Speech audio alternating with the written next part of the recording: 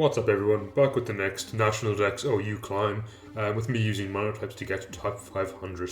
So where we left off last time, we reached about 1237, as you can see here. It was a clean 8-0 win ratio. Hopefully today we get some good wins. The ladder is getting slightly higher, so it is definitely going to get slightly tougher. I was just kind of playing randomly on a different account earlier, and I reached about 1600, and I think 1602 off the top of my head, with Monotype teams, so I definitely have some good ones for later in the ladder that I'm looking forward to using. But since we're still in early ladder, I want to use some types that I really kind of miss. And for those of you who either knew me in Gen 7 or who've seen some of my content and think like, you use a lot of electric teams, and there's a reason for that. It's because I love electric. It's just one of my favorite types to play, and especially in NatDex now, when some of the old tools are back, it's exciting to use that. So we're going to jump right into the team. First off, we do have Alolan Raichu. Especially since Raichu got Rising Voltage, I think it's one of the most important tools on an electric team, because it has Surge Surfer, which doubles its speed to be amazingly fast. And with Rising Voltage, it just hits so hard. On top of that, Hidden Power is back because it's NatDex. We have Hidden Power Ice, which is really good for taking care of things like Landorus, Garchomp, Gliscor, just things that my team don't really like in general. Next up we have Psychic. Psychic is good for things like Venusaur, especially Mega Venusaur, who can give my team trouble because Poison and Grass types can actually kind of warm my team out quite hard. So it's nice to have that Stab Psychic. And finally Focus Blast, because other than that my team really doesn't have an answer to Excadrill, especially if my Zapdos is dead.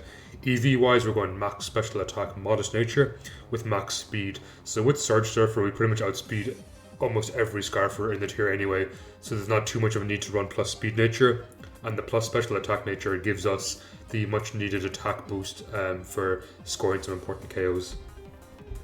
Next up we do have Zapdos. So Zapdos is going to be a physically defensive Zapdos with heavy duty boots. Heavy duty boots are a fantastic item for Zapdos, especially because this team for some reason is not running Defog. I just decided to try without Defog, and we're going to see how this goes. Moveset wise, we have Heat Wave, which is nice for steel types like Ferrothorn. It takes care of Excadrill, and generally just threatens things that kind of resist electric or immune to electric. Toxic is next up, so Toxic is really good for just kind of wearing down opponents, especially because this is a physically defensive Zapdos. If there's a wall in my face, I can like throw a Toxic at it and start roosting to get HP back. Discharge is just kind of nice stab, and there's a 30% chance to paralyze. So on top of the already 30% chance to paralyze with static if they make contact, it means my opponent really has to dodge some checks to not be paralyzed, which gives my team speed advantage later on in the game, as well as just generally being able to miss their turns. And finally we have Roost for longevity. And as I said earlier, it is a physically defensive Zapdos, which is nice for dealing with things like ground types like Excadrill, who might throw like rock slides at me. Zapdos can still live a couple of hits. So next up we have my signature Zero Aura with Bulk Up. I pretty much always use a Zero Aura on electric teams. It's just one of my favorite ones. It kind of gives you the power of Choice Band after a Bulk Up, while as well as giving you the variety and a bit of bulk. So we have the important speed tier of 143. Jolly lets us outspeed plus speed Dragapult. It lets us outspeed Choice Scarf, Dracovish, some really important things like that. I believe it lets us outspeed Lopunny, Mega Lopunny. So really good things in general there. As well as that, Bulk Up allows us to give us the kind of power that Choice Band gives us, but with the variety of no Choice Band, as well as the longevity of leftovers and a small bit more bulk, which is nice. So Drain Punch is really good for hitting holes in things like Mega Lopunny or Ferrothorn, which can kind of annoy my team, as well as giving Zero Aura more longevity, which is always welcome. Plasma Fist is just really good physical stab, because the team is very, very special orientated, as electric type is in general, so it's important to have that physical sweeper. And finally we have Knockoff. Knockoff is just generally fantastic team support, being able to knock off basically any items, as well as doing good damage to things that kind of resist Plasma Fist or Drain Punch. So in general it's quite a nice Pokemon. Next up we have Pincurchin. So you might be wondering why I'm using Pincurchin over Tapu Koko, because in my previous videos I've always said how much I miss Tapu Koko, and that is true, I do miss Tapu Koko. But what Pincurchin has over Tapu Koko is its ability to use spikes and toxic spikes, which I think are super important, because other than that the team doesn't have any entry hazards.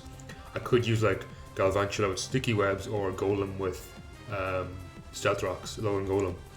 But instead I'm going for a spikes build because I think it chips away things like Sturdy, it chips away Pokemon that constantly swap in like ground types like Hippowdon or Garchomp who want to continuously swap in on me. It kind of chips them down over time, which is important for my team. As well as that, it opens up Xurkitree to get like more KOs and snowball into an offensive threat.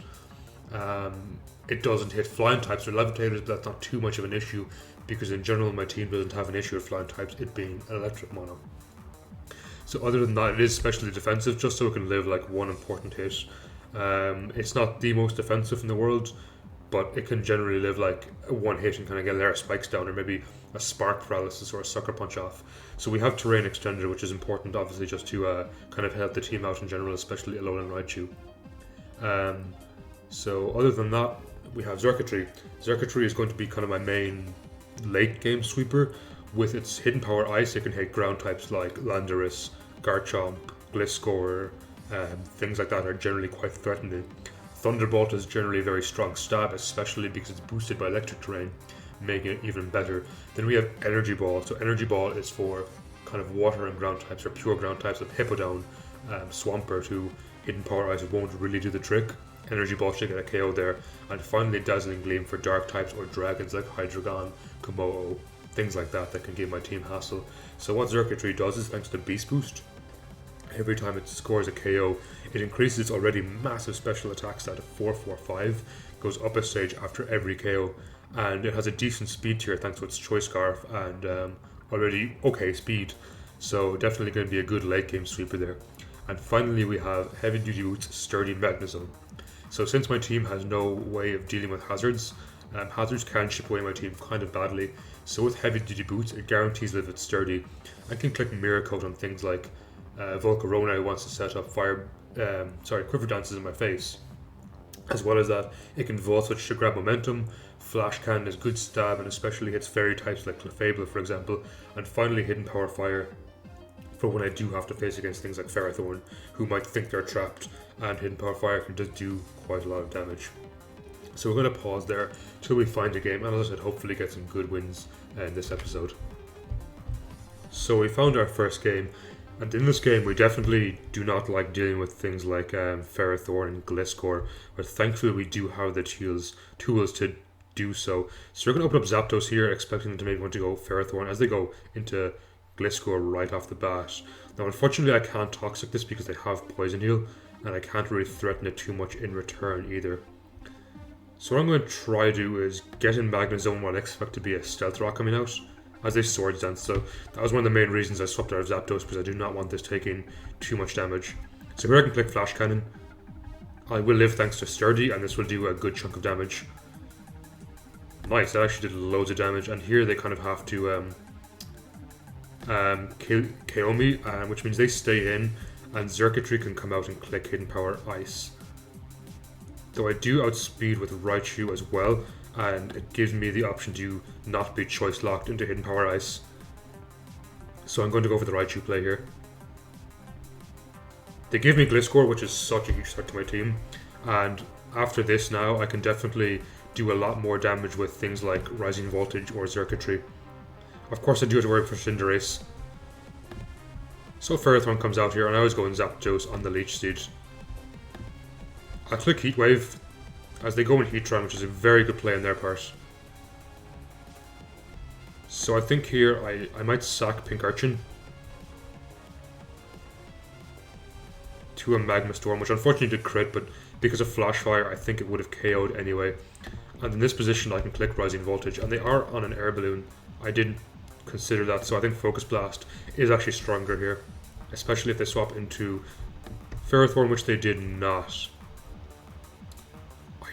I think I probably died to a Shadow Sneak, but I'm going to try Rising Voltage anyway, as it unfortunately just misses out in the KO. So we live the Pursuit, which is nice, but here it opens it to a Shadow Sneak, so I'll try getting Zapdos. I actually didn't know that got Pursuit. As they King's Shield here, so I'll Discharge.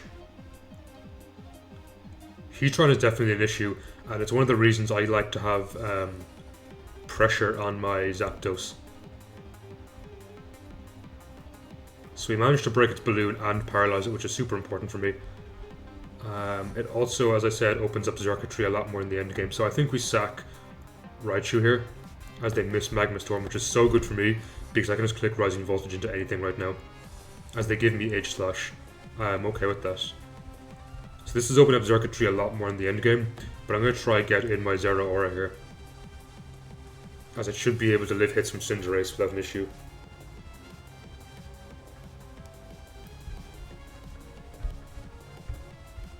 I am slightly worried about Ferrothorn.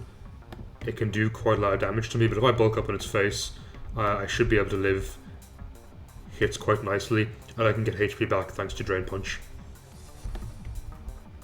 So its Gyro Ball isn't doing too much damage. Unfortunately, the Leech Siege is damaging me quite a lot, but I will get a lot of that back thanks to Drain Punch quite soon. So in this position, I Drain Punch, which will hopefully get back a good chunk of HP.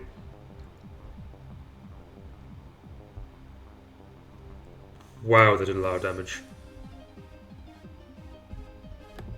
Unfortunately, I take a fair bit back thanks to Rocky Helmet, Iron Barbs and Leech Seed, but in this position it gets the KO. They protect, I should have seen that coming. But I will try Drain Punch again.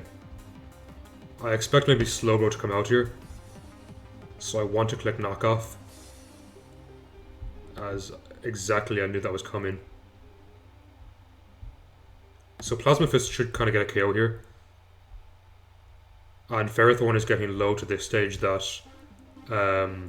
Circuitry will get a KO soon.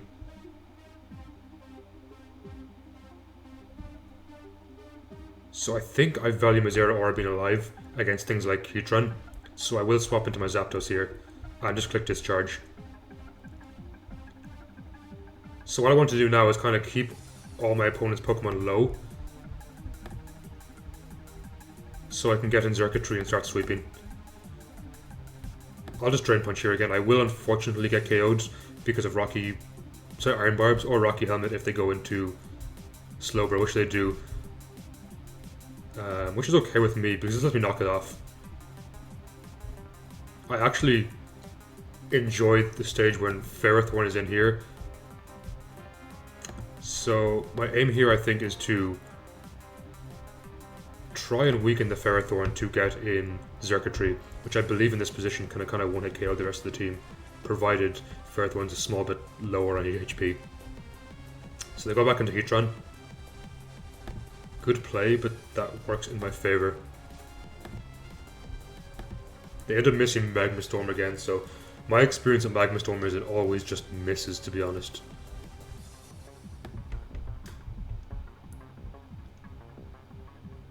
So I'm going to try keep Zapdos alive, because I think Zapdos can actually win the end game as well quite nicely. And I will take care of Heatran here. So I don't think Cinderace can do too much to me, especially if I Roost. Unless maybe it's Banded or Bulk Up, as they do miss the Pyro Ball, which is unfortunate for them. And I'm kind of just going to try Roost off all of these Pyro Balls. So assuming I don't get burned here, I'm actually going to Toxic this as they go into Slowbro. That's okay with me. As I said, I believe Zapdos wins this game. So they go for the Toxic, which is a good play, but that lets me get in my Circuitry here. Unless they teleport this turn, which they swap hard into Ferrothorn, so great play on their part. Which means I kind of have to get out my Zapdos again, so they made the end game a little harder for me, and I'm going to Roost on the Protect here. So I really need to get damage off on the Ferrothorn if I intend on winning. So what I'm going to do is actually swap in Circuitry, because I think they're going to swap into Slowbro here, or maybe Cinderace.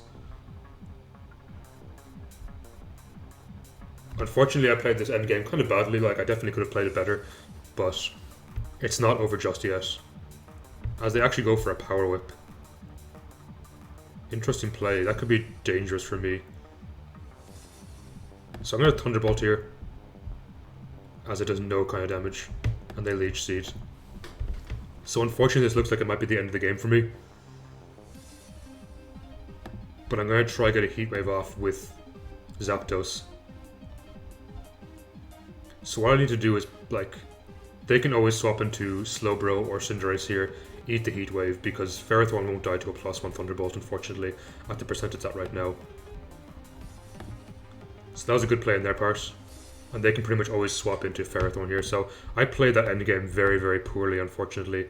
But that's on me, so we're going to take our first loss here.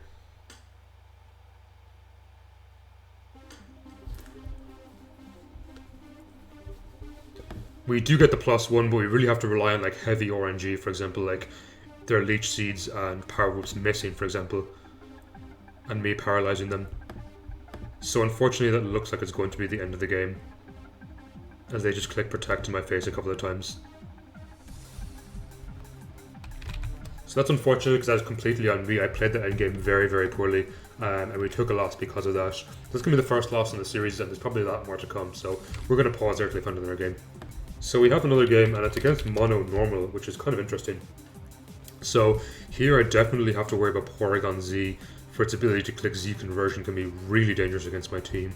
And I think I'm actually going to open up with Pink Urchin to try and get spikes off as early as possible.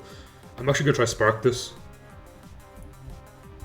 as it goes straight for a Double Edge, which does a ton of damage. But Spark gets the KO, which is quite nice. I mean, it certainly wasn't the biggest threat to my team, but even still getting a KO is always a nice thing. So for Porygon Z, I think Magnezone is going to be my answer to it, as Chansey comes in. I don't think they're going to Seismic Toss me right away, so I think it gives me a chance to get spikes, and they actually do Seismic Toss me right away, so that is definitely my bad. Zero Aura can come in here and just knock off, just in case they are toxic. So I'm not doing the best, unfortunately, with this team. I think I did better maybe when I was practicing in the early ladder with this team. I did quite well with it, but it's still early yet. So I almost want to try and bulk up here, but I feel like knockoff catches almost anything except Lopunny, as they gave me the Eviolite, which is super important for me because now I can bulk up in their face. And unless there's specs in GD, I don't think Scarf should be able to one-hit KO me.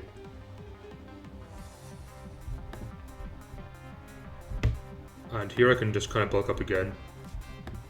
They are unfortunately toxic, but I will get a Drain Punch here to hopefully get all or most of the HP back. Nice, I take care of Chansey and get all my HP back, which is super important as Indeedee comes out. Now, as I said, if this is Scarf, I don't think it when it KOs me, as I am very, very, very wrong. It definitely when it KOs me. Unfortunately making the endgame a lot tougher for me. I should live a Rising Voltage and Expanding Force, and Focus Blast should do a decent chunk of damage here. 60% isn't bad. As I said, I think I want to keep my zone alive for Porygon Z, but I don't see any other way I can actually KO this without sacrificing a Pokemon, so I'm going to have to Volt Switch here and hope they swap out. Zone, I mean Ditto is still a huge issue for me, as they unfortunately end up breaking my Sturdy. So I think I go Xurkitree here. And the reason I go Xurkitree is because at this position Lopunny cannot click Fake Out because of Psychic Terrain, but they're going to click Z Conversion and probably end up winning the game unless I Paralyze, which I didn't, unfortunately, and they are Ghost, so unfortunately nothing on my team lives this, and it's going to be my second loss in a row. So this team is not doing too hot for me right now, unfortunately. Could be doing better, but we're going to pause till we find the next game. We actually ended up living Shadow Ball, which is surprising, but even still, now Lopunny easily gets the KO with Fake Out. Oh, they paralyzed themselves. Could this be a comeback, perhaps? This would be one insane comeback if I managed to come back from this. So I think Fake Out there was actually a misplay on their part, because it did run the risk of them being paralyzed. I do unfortunately have to really rely on paralysis here to win, as they do not seem to want to get paralyzed at all. So I kind of have to keep roosting and eventually wear it down. As they're going to come in now and click Toxic in my face. Great play. So unfortunately I'm hoisted by my own Toxic. But it was a close game. Maybe I should have tried to throw a Toxic out there expecting Ditto to come in, but it's not so easy because they can just roost now for the rest of the game and survive.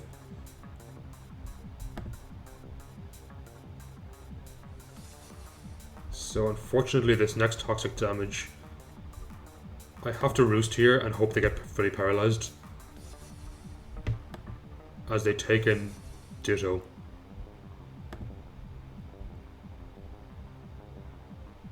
So they can always roost spam and outlive me, so I don't see a single way that I can win unless they heavily misplay by swapping into Lopunny too early, as my Toxic is going to kill me before it kills them.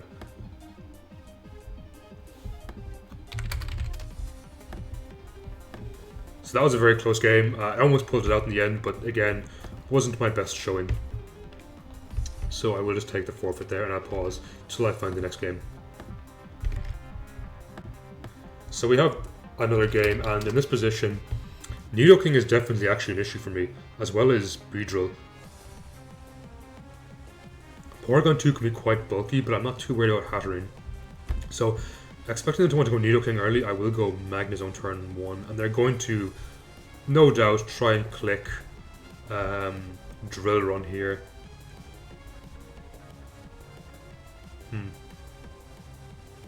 Flash Cannon I think is the better play. If they do U-turn, they click Drill Run, as expected.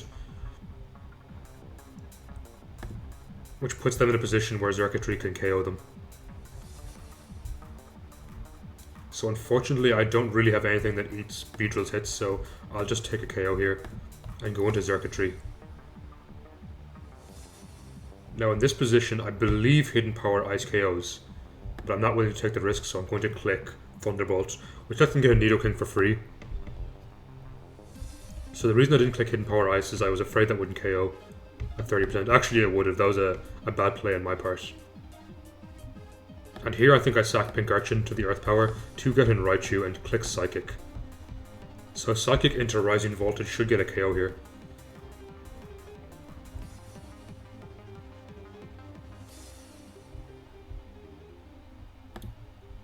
Yeah, so which is stronger? This is stronger I think with Stab, so I click Rising Voltage here.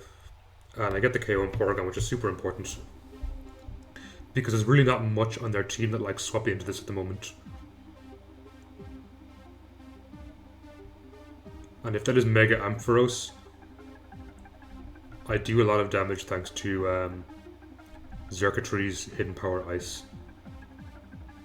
So in this position, I think Rising Voltage is just my best play again. It's just so strong, thanks to it being terrain boosted. And I get the KO with Crunch, which lets me hopefully come in and click Hidden Power Ice in their face.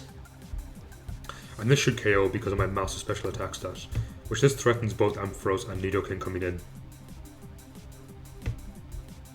Now unfortunately Hatterene can definitely come in and it is their best play, and I will go in Zeraora and try and knock them here. As they go into Nidoking, I end up knocking the Life Orb, which is important, and I kind of have to play around their terrain for their Trick Room for a few turns. I will roost here on the Ice Beam, as I'll just about survive another one, so I'll roost on the Ice Beam again. Unfortunately they get a critical, which is not working in my favour at all. And here I kind of have to rely on Hidden Power Ice getting a KO again. As they go into Ampharos. Interesting. So I think my best play here is Zeraora and bulking up as they Cotton Spore me. Unfortunately making me slower than their Nidoking. So that reveals to me that yes, this is Mega. And I'm now being outsped by Nidoking. The crit there is nice, but unfortunately I'm outsped and guaranteed died to an Earth Power. And I don't think knockoff will KO because I only did 34 earlier, unboosted. Unfortunately, that looks like it's going to be another loss for me, as I'm actually outspeed the Nidoking, which completely changes the outcome of the game. So I'm going to knock this Hatterene here, and then go for a Plasma Fist. They do Draining Kiss me for a lot of damage, but thankfully my Plasma Fist is too strong. Another very close game, but I managed to pull it out in the end against all odds, so not the best so far. We're so far going 1-2 wins-loss ratio, but we're going to pause till we find the next game. So we have another game, and in this one it has the bane of my team, Excadrill, as well as some other bulky threats like Amoonguss, probably Mega Sableye. So this team might be a bit of trouble for me to deal with. So I'm going to open up with Zapdos, as exactly I expected them to open up with Excadrill. I'm going to click Heat Wave here. If I got a burn on them, it would be absolutely ideal. Which I unfortunately don't, but I do get a chunk of damage off on them. They can go Heatran here, and I should have saw that coming and clicked Discharge. So that was definitely my bad, because now I have to sack something to Magma Storm. So it begs the question, what do I not need in this game? I kind of feel like it's Pincurchin is my sack, as I actually managed to live a single Lava Plume. I don't think I'll get a Spikes down here, but just in case they want to swap out, as they end up swapping out, which is good for me. So that one Spike will actually do wonders for me. We'll Spark them here into a Sucker Punch, as they Swords Dance again. I'm not too worried, as I can trap them with my Magnezone, and I can kind of roll for a Paralysis here with Spark. I'm going to get more Spikes down. My Magnezone always comes in and gets a KO afterwards, as I die to Bullet Punch. So here comes in Magnezone, and I click Hidden Power Fire. So if they are U-turn and they U-turn into Heatran, great play. But they Bullet Punch me and do no damage. So that takes care of a massive threat, as well as giving me Spikes in this game.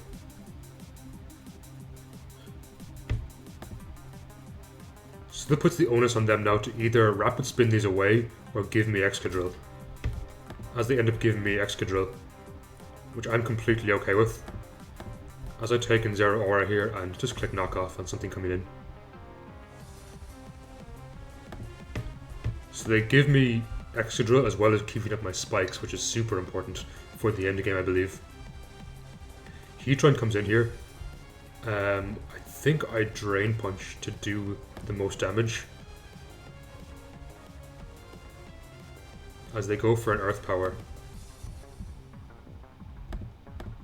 So I believe I'm getting to the stage where Xurkitree can start to sweep soon, I think. Especially with Spikes down, slowly wearing them down.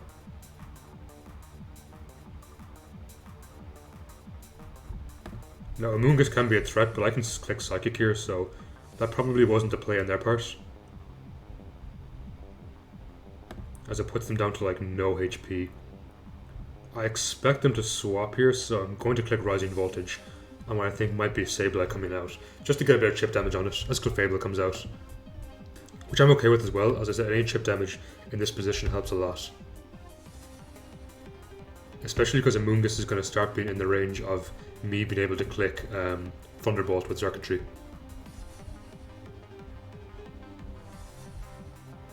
So the Clefable just gets HP back with Moonlight, but I do believe I'll click Psychic here as it does more damage. And I get the Spadef drop, which is so important for me, as they stay in, which will let me get a KO with Xurkitree, I believe. I don't see a way they can possibly swap around thanks to Spikes and survive 2 Thunderbolts. They go straight for a Moonblast, which thankfully doesn't get the special attack drop. And I believe in this position Circuitry, thanks to spikes, should be able to KO both Sableye and Amoonguss at +1. Now Sableye can be very specially defensive, so that is something to worry for. But I click Thunderbolt here regardless, as they are definitely going to KO from that Mega. And there's no chance Amoonguss can survive this. At +2, I don't see this happening. As it actually survived with 1 HP. I should have kept my mouth shut. So I think here as I continuously click this, just to keep it as low as possible, as well as potentially paralyzing it. Because they will have to waste most of the synthesises on my Thunderbolt. Which lets me come out and click Heat Wave with Zapdos. I'm actually shocked it survived at 1 HP, and I believe it was a roll too. So I get the paralysis, which is super good, especially when Zapdos comes in. And I will survive 2 more turns. Oh, as I actually died there, my bad. So they are on max HP, but here I continuously click Heat Wave. And hopefully paralysis works in my favour. And they're not a toxic build. They're probably Spore. But I don't see them being able to outdamage me.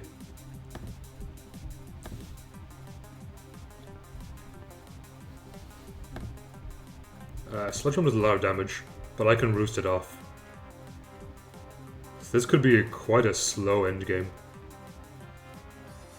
And they can actually win if they Sludge Bomb enough into like a 3 sleep turn or 4 sleep turn enough times. I actually might die to Sludge Bombs.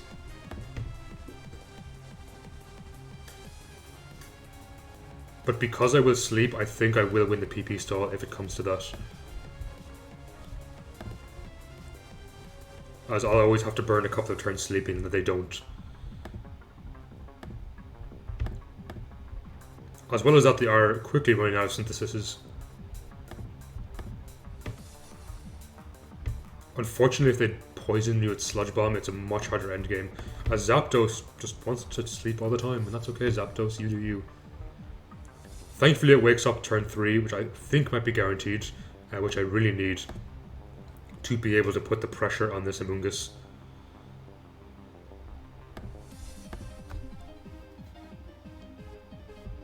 So this could be a long game, so if you're watching this, how are you finding the series? Leave a comment down below if you enjoy it, or if you think like, what are you doing playing Mono Electric? It was a terrible team. And it kind of was, it worked more well in the older games, but as we can see here, it's not pulling its weight, unfortunately. Their Sludge Bomb is super annoying, as I get a paralysis there, which is super important for me. And I end up winning the game. GG. So we're going to pause there till we find another game. I'll be right back. So we have our next game, and in this game, Mamoswine is definitely a huge issue, as well as Zeraora being able to Volt Absorb things. So I do have to worry about that. I think here, I'm very worried about Mamoswine, but I'm going to open up Pink Urchin as they open up Gengar. So what this lets me do is get down spikes pretty early,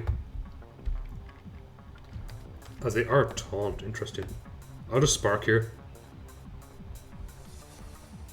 as I thankfully live because I'm specially defensive. I'll Spark again. If I can get rid of Gengar, that's a big bonus for me. I feel like Zapdos is the most expendable member in this game, as Weavile comes out. I want to keep Magnezone alive for Mamoswine specifically. So I'll swap in Zeraora here on the Night Slash and just click Drain Punch. It hits basically everything on their team. And if this isn't a crit, I should survive. And that's assuming this is Choice Scarf. So they go into their own Zeraora and I get a crit and they end up forfeiting. So that was a nice short game. Another fairly nice win because I took some bad losses at the start of the episode. And we're going to pause there till we find the next game. So we found our next game, and Shedinja is actually a huge threat to my team when I look at it this way. So I expect them to open up with like Galvantula. I want to get Sticky Webs down as early as possible, which is okay with me because I don't value the speed tier too much in this game. And what I will try to do is get down Toxic Spikes, forcing in Fortress to have to Bug Buzz me. Sorry, to Rapid Spin me, which means I can use Zapdos to try and Heat Wave it. So I should be able to live Thunder nicely enough, but I will just Roost to make sure it doesn't do too much damage. It is terrain boosted, so I'm going to have to actually try my best to stall that out. And they can't paralyze me, which is super important in this position. So what I'm doing here is actually trying to Roost out my own electric terrain, as that will weaken Thunderbolt to the range where I can start clicking Heat Wave. And if they want to swap in, they run the risk of taking Spike Chip. So in this position I can click Heat Wave. As unless it's a crit, I will live this. As they reveal Sash. So again I will Roost up here. And try get back to as close to full HP as possible. Now Draco's ult can definitely be an issue, especially if it is a Choice Scarf. But I do have Volt Absorb and Zero Aura, so it can't just click Bolt Peak on me. I'm wasting way too many Roosts here. But I could have clicked something there if it wasn't for that crit. This will do. I'll just click Discharge here. So what I want Zapdos to do is kind of threaten Fortress to not come in next turn and try spin away those hazards. As it's exactly what it does. So here I click Heat Wave, and if it connects it should get a KO. Stopping them from clicking Rapid Spin. Nice, so that's super important for me in the late game, as now assuming Shedinja is not heavy duty boots, it will instantly die, and Phalanx, Arctozolt and Dracozolt will all be poisoned now. So I think my play here is to Roost. If they do Bolt Peak, which they do, it lets me get in my own Zero Aura and click Bulk Up. Assuming they are Choice Scarf, which I'm guessing they are because they did outspeed me, and if they are not, I will outspeed. So Shedinja actually is heavy duty boots, meaning I will knock off to KO. So thankfully I brought knock off over Play Rough here. So unfortunately here Draco's ult can actually outspeed me and click Earthquake. Though I'm not too sure if it will KO. And Drain Punch should do. Actually, knockoff is the better play, because if they are Choice Scarf, I will outspeed after a knockoff. So I'm assuming the Arctozolt is also Choice Scarf. And I'm not sure if it gets Earthquake. It might just run Icicle Crash. As indeed Arctozolt comes out. So I'm going to risk this not being Choice Scarf and click Drain Punch here, as it is Choice Scarf and goes for an Icicle Crash. That's okay, Magnezone can always come in and click Flash Cannon. Assuming I don't get some flinches here. And I do believe I outspeed Phalanx, even at +1 thanks to Electric Terrain. As I actually go hard Phalanx, interesting play. That wouldn't be the play I'd make, as Flash Cannon does a ton of damage. So Arctozolt will come in here, and I don't see a way it can beat my Pink Archer into Raichu. So that was a tough enough game, but we managed to pull it off in the end. GG. So I think I'm going to look for one more game and hopefully make this slightly more of like a win ratio than lose ratio in today's episode. So I'm going to pause there and I'll be right back.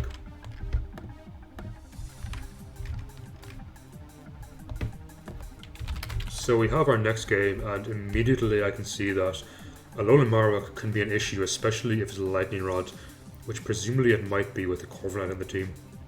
As well as that, Medicham can generally be quite strong. So here, I think I'll open up Pincurchin and try get some spikes down. But I'm actually going to Zapdos and try static this immediately on the fake out. Nihilego can also be a huge issue for me, actually. I can just click Power Gem and really do a lot to my team. So unfortunately we don't get the static right away, but I will just roost off on the Zen Headbutts, assuming they're coming out. Corviknight's definitely not an issue for me, and I think Guzzlord can be taken care of with circuitry. Rhydon is certainly an issue actually, because I don't have any water or much grass coverage on the team outside of like Energy Ball and Circuitry. Though Flash Cannon and Magnezone should be able to do a decent chunk of damage too. So Marowak comes out, and I think I click Toxic here, as they click Stealth Rock.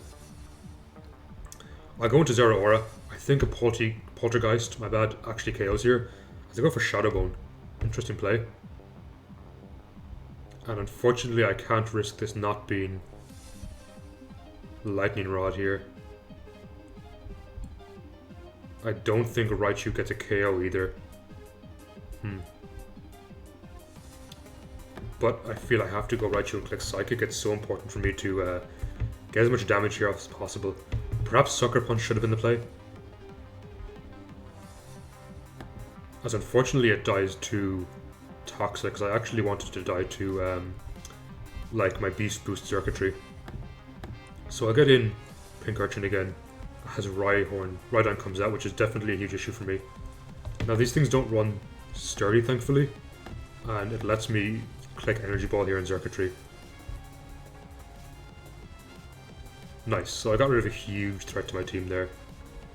As Nihilego comes out, which means I have to go Magnezone here on the Power Gem.